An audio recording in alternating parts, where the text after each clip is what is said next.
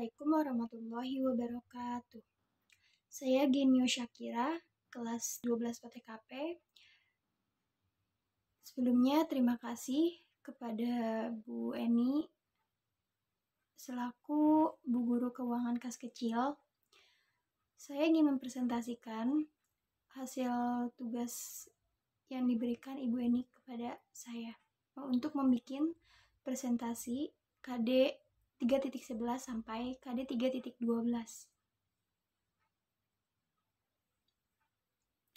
Yang pertama, ingin membahas pengelolaan kas kecil. Dasar pengelolaan kas kecil, seperti kita ketahui, pengeluaran kas kecil digunakan untuk menandai pengeluaran-pengeluaran perusahaan yang jumlahnya relatif kecil. Pengelolaan kas kecil keuangan dilakukan oleh Biro Kesekretariatan atau petugas keuangan tingkat pemula atas pengeluaran-pengeluaran tunai.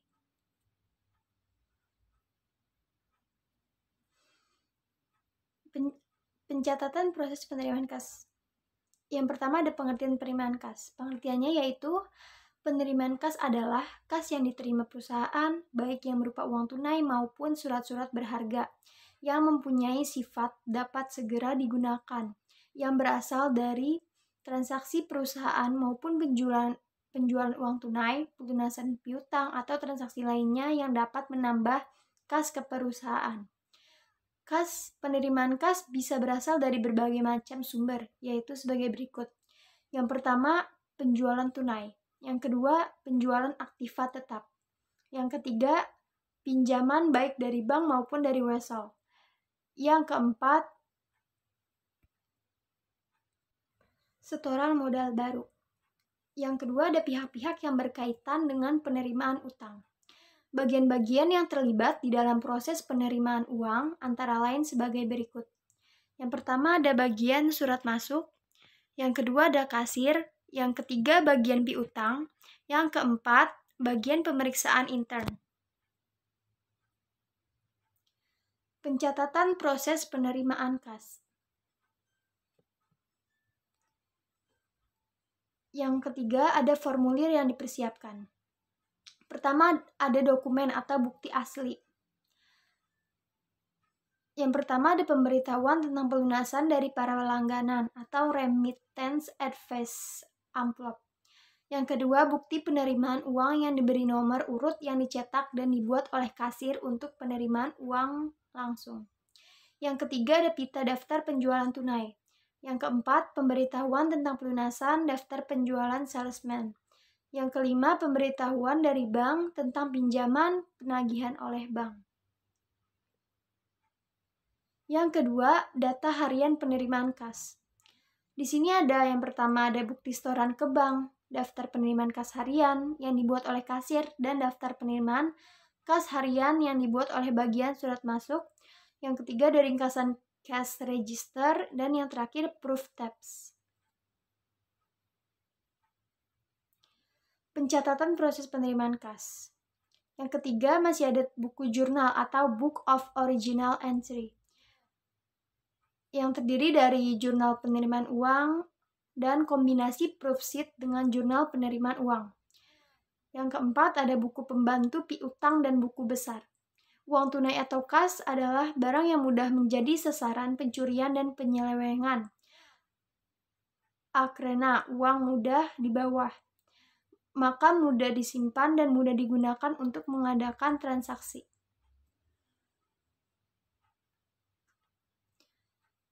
Pencatatan pengeluaran kas kecil. Yang pertama ada pihak-pihak yang berkaitan dengan pengeluaran kas, yang terdiri dari bagian utang, bagian akuntansi, dan bagian pengawasan intern. Yang kedua, dokumen yang digunakan dalam sistem pengeluaran kas. Ada dokumen pelengkap pengadaan dan penerimaan barang atau jasa, cek, dan voucher. Yang ketiga, ada hal yang harus diperhatikan dalam pencatatan pengeluaran kas. Yang pertama, pengeluaran kas harus diperinci agar dapat disusun suatu ikhtisar, laporan dan pencatatan dari ke dalam jurnal ke dalam kas. Yang kedua, dalam perusahaan kecil, pos-pos debat dapat berasal dari voucher register jurnal pembelian buku atau buku pembelian, atau dari perincian faktur-faktur dari prosedur jurnal atau catatan harian. Yang ketiga, sebagian besar pos-pos debit sebagai lawan pengeluaran kas adalah pos-pos harta. Yang keempat ada prosedur pengeluaran kas kecil. Dalam pengeluaran dana kas kecil menggunakan perlengkapan, yaitu formulir pengajuan pengeluaran dana kas kecil. Adapun kegiatan masing-masing pihak tersebut sebagai berikut. Yang pertama ada pemakai dana kas kecil. Langkah-langkahnya yaitu melakukan pengisian permintaan pengeluaran dana kas kecil sebanyak 2 lembar. Kemudian diserahkan kepada pemegang dana kas kecil. Yang kedua, melakukan penerimaan uang tunai dan surat permintaan pengeluaran dana kas kecil dari pemegang dana kas kecil. Yang ketiga, ada melakukan pengumpulan bukti-bukti penggunaan atau pengeluaran kas kecil untuk dijadikan bahan pendukung. Yang keempat, ada melakukan pengisian bukti pengeluaran kas kecil berdasarkan data-data bukti pendukung. Yang kelima, menyerahkan beberapa macam bukti-bukti transaksi pengeluaran kas kecil. Dan yang terakhir, menerima surat permintaan pengeluaran kas kecil yang telah dibubuhi cap lunas dan pemegang dana kas kecil, kemudian akan dilakukan pengarsipan. Pencatatan pengeluaran kas kecil yang kedua ada pemegang dana kas kecil. Langkah-langkahnya yaitu pemegang dana kas kecil menerima surat penerima pengeluaran dana kas kecil lembar ke-1 dan lembar kedua kepada pihak pemakai kas kecil. Yang kedua, pemegang dana kas kecil menyerahkan uang tunai dan surat permintaan pengeluaran dana kas kecil kepada pemakai dana kas kecil. Yang ketiga, pemegang dana kas kecil menerima bukti transaksi pengeluaran kas kecil surat permintaan pengeluaran lembar pertama dari pihak yang menggunakan dana kas kecil. Yang keempat, pemakai dana kas kecil memberikan cap lunas ke dalam bukti-bukti pengeluaran kas kecil, bukti-bukti pendukung, serta surat permintaan kas kecil. Yang kelima, pemegang dana kas kecil menyerahkan surat permintaan pengeluaran dana kas kecil lembar kedua yang telah diberi tanda cap lunas kepada pihak yang menggunakan dana kas kecil. Dan yang terakhir, pemegang dana kas kecil menyiapkan semua bukti-bukti pendukung, bukti-bukti pengeluaran kas kecil, serta surat-surat permintaan kas kecil pada lembar pertama. Pengumpulan bukti-bukti transaksi. Yang pertama ada kwitansi. Kwitansi ini merupakan surat bukti penerima atau pembayaran. Kwitansi ditandatangani oleh pihak yang menerima uang. Informasi yang termuat dalam kwitansi antara lain sebagai berikut. Yang pertama ada nama yang menyerahkan uang. Yang kedua ada jumlah uang yang dibayarkan. Yang ketiga tanggal penyerahan uang. Dan yang keempat nama dan tanda tangan yang menerima uang. Yang kedua ada cek. Cek ini adalah perintah tertulis pemegang rekening kepada bank yang ditunjuknya supaya membayar sejumlah uang. Adapun petunjuk untuk pengisian cek ini sebagai berikut.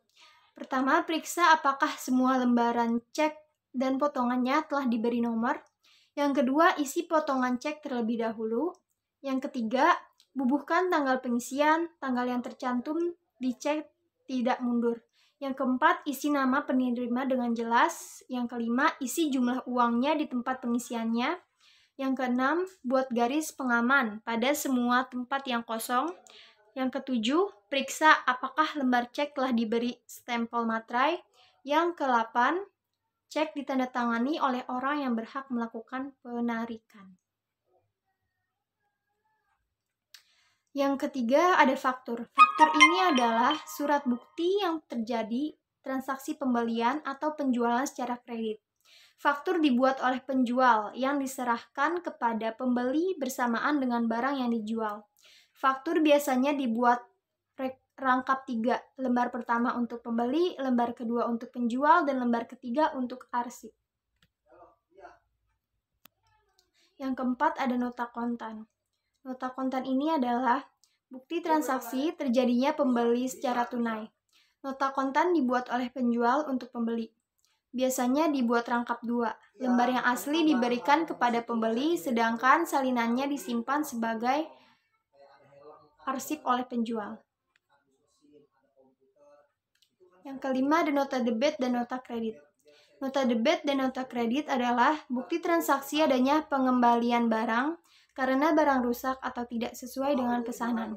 Nota debit dibuat oleh pembeli karena barang yang dibeli sesuai dengan pesanan dan sebagai bukti adanya pengurangan utang usaha.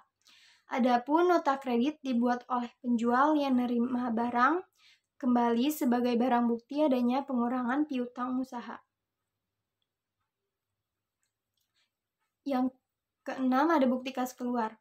Bukti kas keluar adalah bukti transaksi yang dibuat oleh pemegang dana kas kecil bahwa telah mengeluarkan sejumlah uang tertentu untuk keperluan pembayaran. Yang ketujuh, bukti kas masuk. Bukti kas masuk ini adalah bukti transaksi yang dibuat oleh pemegang dana kas kecil bahwa telah menerima sejumlah uang untuk keperluan kas kecil, biasanya untuk pengisian kas kecil.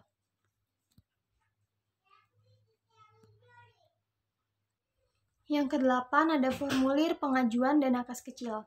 Formulir pengajuan dana kas kecil adalah formulir yang digunakan untuk mengajukan pengisian dana kas kecil. Formulir pengajuan dana kas kecil ini hanya digunakan pada sistem IMPERS, yaitu pada pembukuan kas kecil sistem dana tetap, sedangkan pada sistem fluktuatif tidak menggunakan formulir pengajuan dana kas kecil. Pengelolaan sistem voucher pada kas kecil. Apa sih pengertian sistem voucher pada kas kecil? Voucher kas kecil adalah lembaran formulir yang digunakan dalam pengelolaan dana kas kecil. Fungsinya untuk mencatat transaksi yang tidak mempunyai bukti transaksi seperti kwitansi, faktur, atau nota. Langkah-langkah pengelolaan sistem voucher adalah sebagai berikut. Yang pertama, setelah menerima pemberitahuan dari atasan atau pimpinan bahwa ada transaksi yang tidak memiliki bukti transaksi. Yang kedua, catat data voucher kas kecil pada buku kas keluar. Yang ketiga, keluarkan uang sejumlah nilai pada voucher tersebut. Yang B, yang prosedur pengelolaan kas kecil. Prosedur penanganan kas kecil. Prosedur penanganan kas kecil yang ditangani oleh administrasi kantor bukanlah keuangan perusahaan dalam jumlah besar melainkan keuangan terbatas. Staf administrasi kantor atau sekretaris mendapat dana tersebut dari kasir atau bendahara yang bersangkutan. Adapun prosedur penanganan kas kecil pada suatu perusahaan adalah sebagai berikut. Yang pertama, staf administrasi kantor atau sekretaris membuat permohonan pengisian dana kas kecil atau mengisi formulir dana kas kecil kepada bagian keuangan atau bendahara perusahaan dengan melampirkan pembukuan kas kecil bulan sebelumnya yang disetujui oleh pimpinan. Yang kedua, jika permohonan disetujui, pegawai administrasi kantor atau sekretaris menerima dana pengisian kas kecil dari bendahara perusahaan berupa uang tunai atau cek. Yang ketiga, staf administrasi kantor mencatat penerimaan dana tersebut ke dalam bukti kas masuk. Yang keempat, catat pemasukan ke dalam buku kas. Yang kelima, uang disimpan dalam tempat yang aman. Yang keenam, bukti kas masuk disimpan pada map ordner. Dan yang terakhir, yang ketujuh, staf administrasi kantor atau sekretaris dapat mengeluarkan dana kas kecil sesuai dengan keperluan atasan atau pimpinan.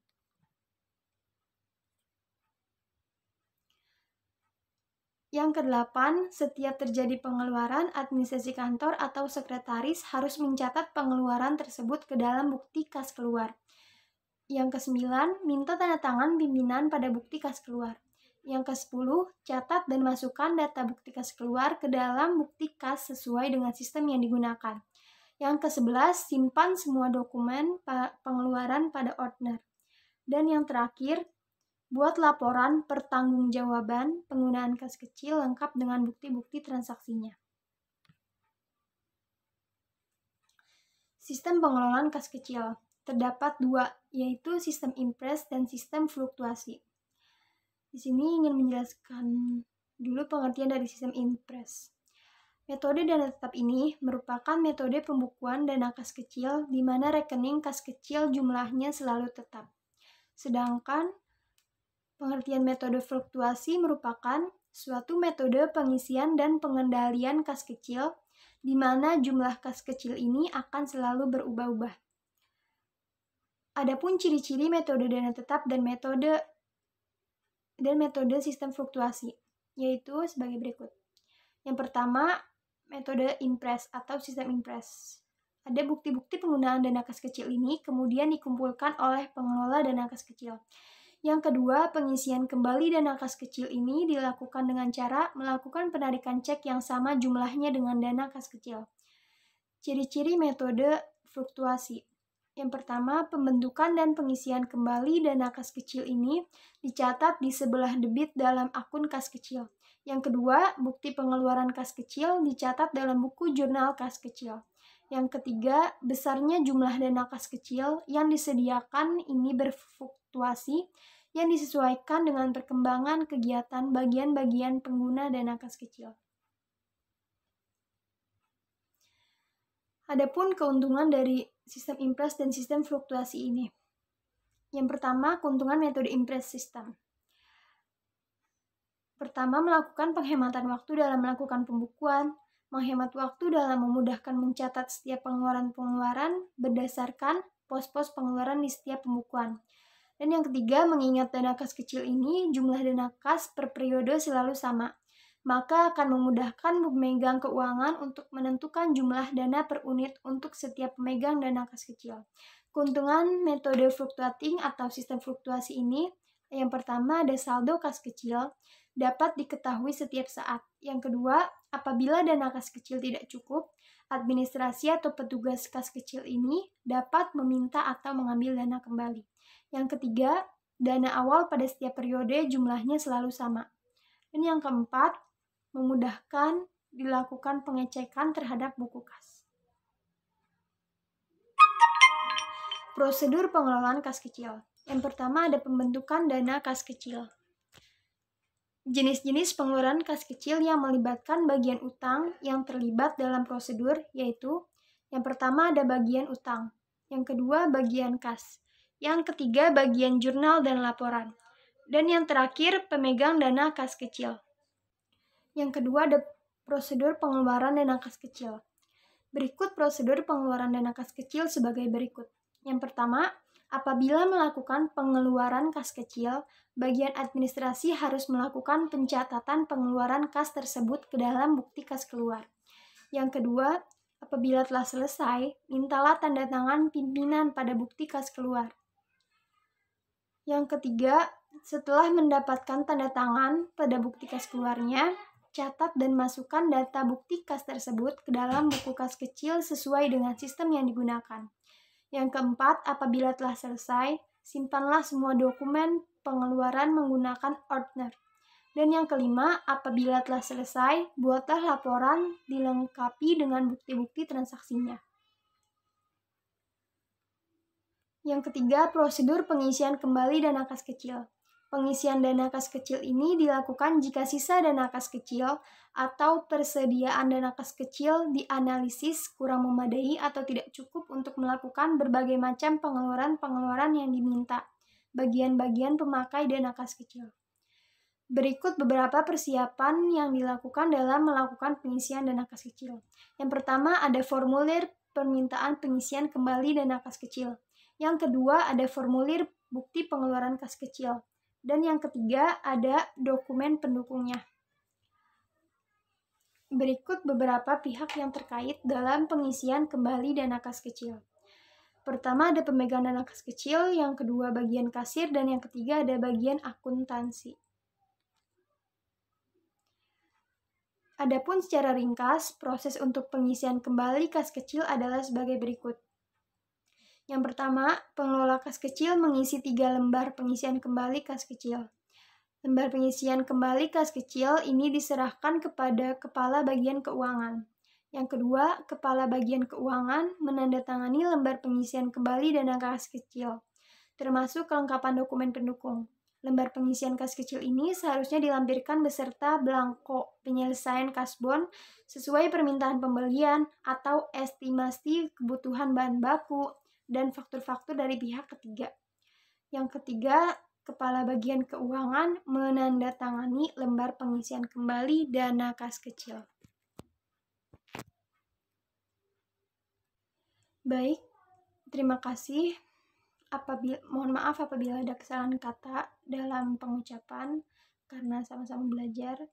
Wassalamualaikum warahmatullahi wabarakatuh.